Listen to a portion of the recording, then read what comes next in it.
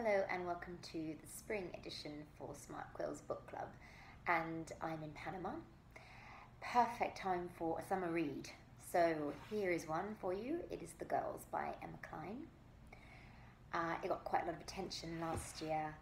The author herself is quite young and is a really marvelous writer. In fact, she is very poetic with the narrative. It's very lyrical, and in fact it's very seductive, which interestingly suits the plot extremely nicely because there's a synchronicity there. There's seduction in the plots. It's effectively about the seduction of cults and young girls and how they are enticed into these communities, perhaps unaware of their own vulnerabilities and frailties.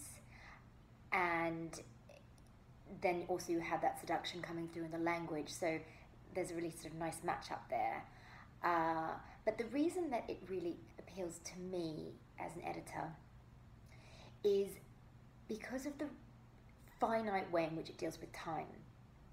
And there is often a sense, particularly with literary fiction, because it tends to be so emotionally resonant, that you have a protagonist who starts at a certain emotional state, and then events happen, and at the end of the novel they are in a transcended emotional state, so there is that sort of sense of emotional journey. Without giving anything away, as I am wont to do,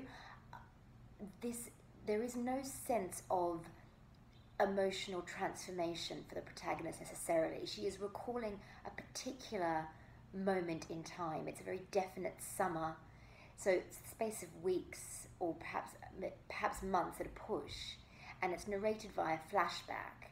But that is all it sets out to do, and in fact that is all it does. It is not about the greater emotional story of the protagonist, who herself in modern day is kept in fact quite far away from the reader, quite distant.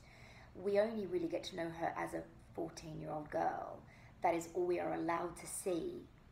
That is all the author allows us to see.